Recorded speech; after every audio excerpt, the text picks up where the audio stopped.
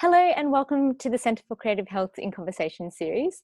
As part of the Hospital Research Foundation Group, CCH works to improve the quality and experience of healthcare through art, music and design across a number of South Australian hospitals. This series highlights members of the community who assist CCH in presenting our arts in health programs and allows us to focus on some of the amazing work that these professionals do. My name is Steph Cibich and today we're speaking with Elizabeth Yanyi Close. Hello, Liz. Hi. Hi, welcome.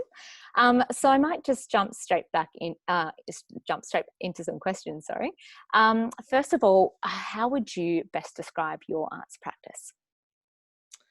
I think my arts practice is one that looks through the lens of connection to country and the different manifestations and the different ways that can kind of be represented. So I mean, I'm a Pitjantjatjara and Yankunytjatjara woman from Central Australia, born on and living on Kaurna country. You know, spent like a number of years in my childhood, and then as an adult living back in the lands, but back down on Kaurna country now. And so, you know, I'm always kind of conscious of, you know, where I am and the way. The best way to kind of acknowledge that. And so, yeah, I suppose if I was going to kind of boil it all down, you know, a 15-year arts practice down, it would come back down to connection to country and connection to each other and connection to kind of that concept of place and space more broadly, I guess. Yeah,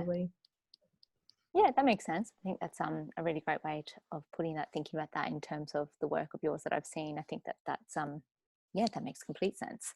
And did you always want to be an artist? Like, how did you get started? No, I didn't. I actually failed art at school, funnily enough. Yeah, I had this horrible, miserable, oh God, I can still remember her name and her face and everything, who, gave me an E in year 8 art because I refused to engage with structured art activities. Okay. And and I'm like, gee, gosh, I wonder why. I wonder why I didn't engage. Like, it was just the most horrible, rudimentary, just not even inspiring. Like, how can you take art and make it uninspiring? That was the brief, clearly, because she nailed it. But yeah, anyway, so I failed it, and then I didn't pick it up again. So I actually, from year 9 onwards, I really wanted to go into medicine and health and science, and had a big interest there. And so I went and I finished my schooling, and I got the grades high enough to get into medicine, but I didn't pass the UMAT, so like the admissions test. And so I then decided to do a Bachelor of Nursing instead. Cool. So I went to Flinders, did a Bachelor of Nursing, and then a postgrad qualifications in emergency nursing. And I worked as a registered nurse in the emergency department at Flinders Medical Centre for about 10 years. And sort of in between, and so when I was about 22, my grandmother passed away, and I guess she was like the strongest link for me to my Anangu culture. And so losing her was huge for me. And I kind of really, more than I guess I anticipated. And so, you know, so there was obviously some really entrenched, like, deep stuff there. And so I really went off the rails, like, badly, and, you know, was profoundly depressed and just, you know, like, had substance abuse, like, stuff going on. And just, like, it was just a bad time all around. And so I kind of, you know, had to pick myself up by my bootstraps a bit and kind of think, well, you know, what's a healthy way for me to process that? And so what I did is went back to the things that she and I shared, which was creativity. She was very creative. She was a great visual artist herself. And so I went back and started just doing some creating again, which I hadn't even done since, you know, the time I failed art in year 8. And so I went back to that and kind of started to process my grief that way. Wow. And from there, I had some pieces of artwork. I guess they were mostly, like I said, they were for me more than anything. I put them up around the house. I painted a few more. Colleagues were like, hey, that's cool. Can you make one for me? And so I really gradually kind of built up this little arts practice. And in, I think, 2011, I entered one of my pieces into Our Mob, So obviously the Our Mob exhibition that's held at Festival Centre each year. And so, and miraculously it got in, and it was, you know, I was a very, very, very emerging artist at that point. It got in. And so, you know, that I guess gave me the impetus to kind of keep creating and keep going. And so I gradually just was, you know, like built up this arts practice. And then I had my children, or I had my first two, and sort of was creating in between that. And so then my practice took on, I guess, the lens of motherhood and what my lived experience of motherhood as an Aboriginal woman. And so, you know, that sort of aspects kind of played into it. And then when my second child was one, we moved back to the APY to kind of re-immerse those our kids into Anangu language, culture, all of those sorts of things. And so we did that. And then, you know, the evolution of my artwork is like, it was immeasurably like different. I think once I went back to country, that had such a huge, a really profound impact on my practice. And so from there, I kind of just built up this arts practice until I think 5 or 6 years ago, when I had after my third baby was born, I didn't go back to nursing, and I'm working now full time as an artist, and have been for the last sort of 4 or 5 years. So it wasn't actually something that I sought out. I didn't go to art school, which sometimes I feel a little bit self-conscious about, but then I remember that, you know, there's lots of different ways to come at things, and there's the school of life. You know, there's, you know, like different ways of knowing and learning. And so, you know, like whenever I sort of feel self-conscious, I just think, nope, like there's cultural learning, and there's all these other ways of knowing and learning alongside, like, you know, like these world-renowned artists of, you know, and family members, like these strong Anangu women up in the lands, and, you know, so having all of that education as well. So yeah, I kind of just sort of fell a bit sideways, I guess.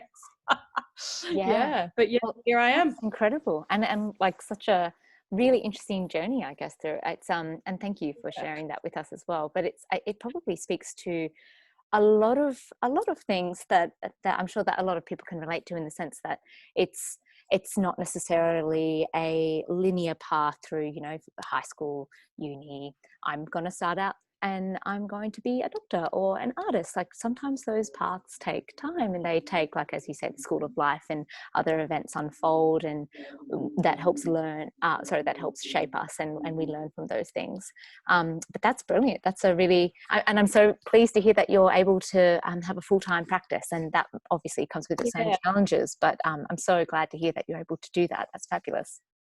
Yeah, it is. I think, and like, I guess the reason for that is, I guess I subconsciously, I can't say it was really planned, you know, like diversified my practice, in the sense that, you know, I've got a strong studio practice that I've had for the last sort of, you know, like 15 years, but, you know, probably 5 or 6 years ago, I kind of got the opportunity to do some large scale stuff. And so, you know, and got the bug for like street art and public art. And so sort of, you know, there was that element of my practice that I sort of then took on. And, you know, as I sort of developed that, and then, you know, I guess from my studio practice as well came like doing some digital stuff. So, you know, working, I guess, in that sort of corporate base of sort of, you know, a little bit of graphic design and sort of digital stuff. So diversifying my practice so that I've got, I guess, a hand in each pie, has given me the ability to go full time with it.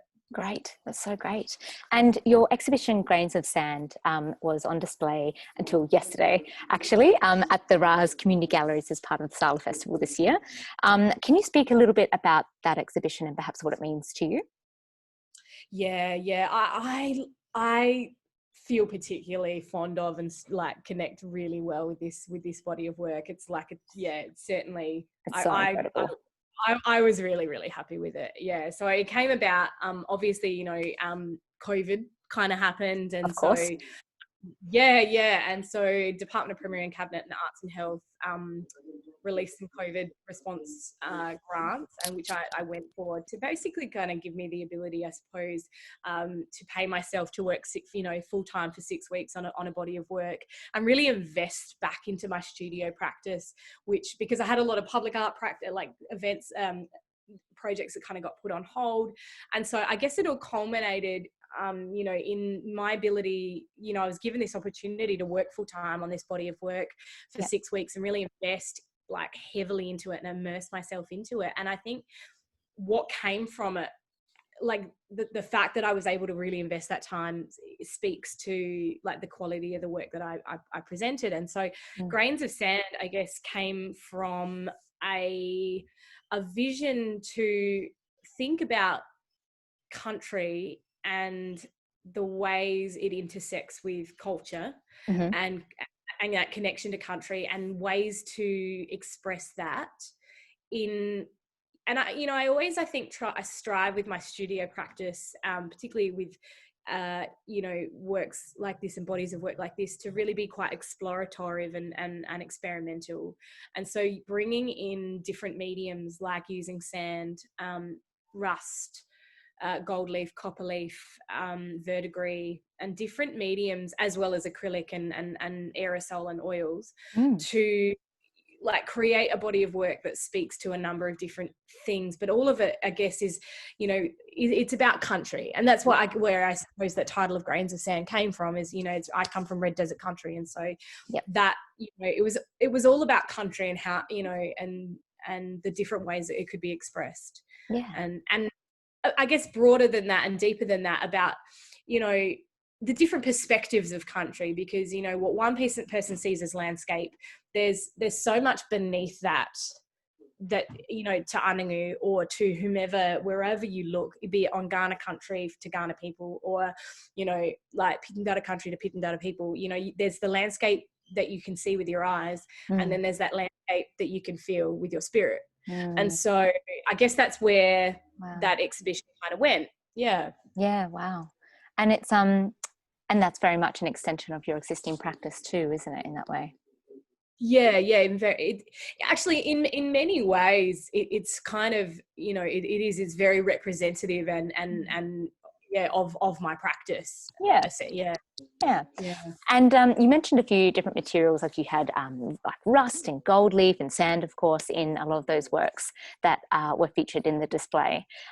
What inspires you to experiment with some of those interesting elements, particularly like putting them into paintings and incorporating them into the mix? What inspires you to do that? Yeah, I think there's a lot of things that we can say through the use of different materials. And I mean, certainly there's elements, obviously, I mean, using sand from country to represent country, sort of, I guess, is kind of self-explanatory.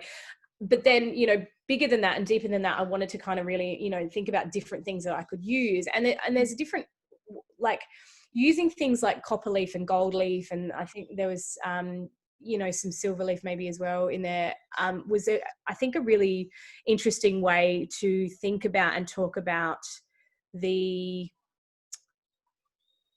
I don't want to frame it as like assets, but like the richness of the richness of country, and the different perspectives. Because obviously, there are some people that would look at the APY lands, or name anywhere that's got rich natural resources, as something to capitalize on and monetize and all those sorts of things. But those natural resources have been there for millennia in some instances. And so I guess it's about perspectives, isn't it? And so using different mediums, I think, was particularly like those, was about a commentary on the natural resources of the lands, and the unease at which I and many Anangu feel at the concept of that being exploited. The rust, for I guess, is a way of something that I used to respond to, and is informed by that concept of country as this enduring thing that's existed since the beginning of time. And I think rust is a really beautiful, tactile, rich way of talking about age and wisdom, and the wisdom of the land, and so using different so using those different materials was very much around talking about thinking deeper about country and what it is. Yeah, it's brilliant. And I think yes, definitely. Of course it does. No, I honestly, I think it do. I think it does. Sorry. It's sort of, I think that transcends through, and I think that a lot of that comes through for the audience engaging with the works, definitely. And I suppose with the works that you included in the exhibition at the RA, would you say that there's a relationship between those works or some of those works and, say, like your public art practice? Perhaps you could speak more about that. Yeah, definitely. And it's always, like, as much as, my studio practice and my large scale work, there's always a relationship between them, and Sure. a lot of the but in some instances they may not be, but I reckon there's always, like, I think if you picked it apart and you really explored my practice, there's definitely, pieces of work from that exhibition that were very, the motifs and the iconography used within them, particularly the circular ones, were very reminiscent of my public arts practice. And I think most iconically would be those, the large sort of concentric circles, which I've used a lot in the public space, particularly with the drips, which I use in that public space as a commentary on the relative recency of infrastructure that we're painting, right? So, like, for example, Kaurna country, has been here since the beginning of time, and even the oldest building, like even the oldest, most heritage listed building, or like, the oldest infrastructure is going to be a mere blip. Like, the paint that is literally still wet on the infrastructure that I'm painting when you compare it to the, how long Kaurna country has been here, and Kaurna people have been here. And so, the drips is really, I guess, that commentary on the recency of the infrastructure itself. And so I tried to bring that into the studio practice as well, like with some of those boards, because I guess as well, it's like, again, it's a commentary on, the fact that, me painting on board with rust in 2020 is the recency of that compared to the different ways that people have been acknowledging and painting and singing and sharing country for, since the beginning of time. So there's definitely that way, I guess, that and there's also lots of, like, there's lots of similarities in palette and things like that. Like, I use color and form, I guess, particularly color, to talk about landscape. And so I definitely bring those things in. But there's certainly those links between both practices. Yeah. And it creates a really nice conversation, I think, as well. Like, if you've seen, like one of your works in, say, in the community gallery in the RA, and then you go down Port Road and on, what is it? Is it just near West Lakes Boulevard, just near the train there, and then you see, Elizabeth Yanyi Close work there, and it's just, and you've got beautiful public works all around the city. So keep an eye out, guys.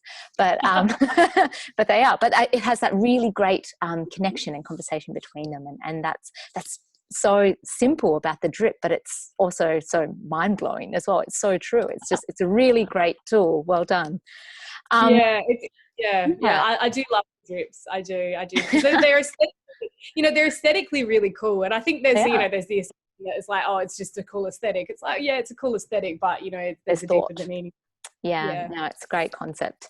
And so then, coming back to the healthcare setting, how do you think your work resonates within an environment like the Royal Adelaide Hospital? I know you have a background in obviously in healthcare and nursing, like you said, but perhaps could you speak a little bit more about how you think your work resonates in that setting?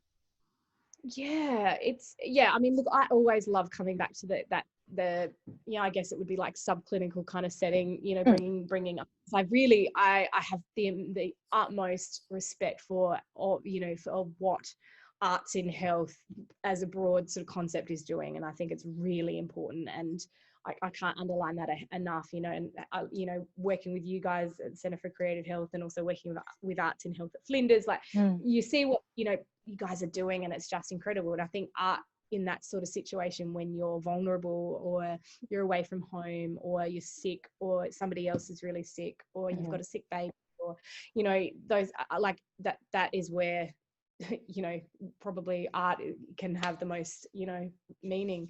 But I think particularly, look, I hope that concept of country and home is something that resonates for audiences at the Royal Adelaide. Particularly, I mean, there are a lot of Aboriginal patients that come from different parts of Australia to Adelaide for different things. And, so I hope that it resonates for them. But I guess more broadly, I hope that concept of home and connection is a concept that is enduring and wide reaching, and so I hope that the audience has got something out of that, it's that's a hard question to answer, Steph, but yeah, I mean, no, it is. There's a lot you could say about that, I'm sure. There is, but I also think that there's a lot of interest, and it's easy in these works because they're so textural and so some of them really detailed, to get lost in them a little bit, and to they draw your eye kind of on a journey. And if I can take someone on a journey for a split second, when they're in a situation where they're away from home, or they've lost a loved one, or are going to lose a loved one, or they're sick themselves, if I can take them on a journey for, like I say, it's a few moments, then, I feel like that's something that's worth doing. Yeah, and I think you absolutely achieved that. I know even for staff, for example, some of our amazing healthcare staff have been obviously run off their feet lately. When we were de-installing the exhibition yesterday, myself and our senior curator, Fiona Borthwick, some really lovely staff members walked past, and they actually said, I'm really going to miss those works. I'm going to miss seeing them every day. And it was just so beautiful. And I think that you're right. Like in the sense that art has that ability to transport us in a way, or to if it helps us kind of think about things a bit differently, or perhaps transport us in a way. And I think that in that space especially, I think that your work definitely had an effect on a lot of people. So well done, and thank you, of course. And in light of COVID, in terms of your personal practice, how have you adapted or perhaps moved forward with your arts practice as the recent restrictions have eased and as things have sort of improved for our state in South Australia? Fingers crossed. Yeah. Look, to be honest, it's a funny thing, and I am so grateful that I'm in South Australia at the moment. Like I think about colleagues interstate that are just obviously in Melbourne, that are just their whole lives have ground to a halt. So I feel, in some respects, I feel a bit like, I don't really feel like I can, say, oh, woe is me, this happened and I did this and I was so courageous to overcome it. Because realistically, like we kind of had it easy. But I mean, I guess originally when it first all kind of kicked off, and everyone was tensions were high, and everyone was kind of scared, I suppose, about what was going to happen. And so I had a number of projects that were either cancelled or put on hold. I've got like 2 or 3 projects in Melbourne at the moment that are just of course, like maybe they'll go ahead. So like it's just so one of them particularly is at the Royal Children's Hospital. I'm doing a big mural in Melbourne, so I was really, really fortunate to be able to, I guess, spend that time investing in my studio practice. Great. And I was super, super, super blessed to be able to get the support to do that, from Arts SA. To really, so that, to really like invest into this exhibition and into the body of work. And so I think, that came at a really opportune time for me, because I had this body of work that I needed to prepare for, and I really wanted to immerse myself in it. And so that gave me the capability, I guess, to do that. And then, from there, like everything's kind of calmed down a little bit. And so, projects are kicking back off again. And the other thing, as well, like I've had a couple of, projects that I'm sort of in design concept phase for public art interstate, and looking at different ways of working. So whereas I might have originally, because obviously that's my bread and butter, is to work on painted surfaces, looking at fabricating different things and using sandblasting and laser cut corten and sort of more sort of sculptural elements, I suppose, that can be designed here in Adelaide by me digitally, but then fabricated and installed on site in Melbourne. So, kind of thinking about like approaching differently, if that makes sense. So yeah, I really can't complain. I've been so blessed, and the grant came at a great time, and projects have been super understanding around the fact that obviously I think everyone's been understanding about everything. We're living in this new like Zoom world where it's totally okay to bring your dog to work because like you're at home. But it's a funny old thing, isn't it? Yeah. So I'm just kind of just trying to push forward as best I can, I suppose. Yeah, and that's all you can do. I think you're exactly right. We're all in a very similar boat.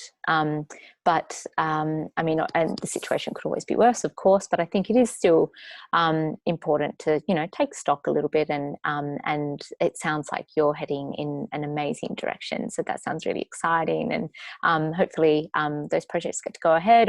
And if not those, then those sort of more those other elements would be really cool to see as well come to fruition. So fingers crossed.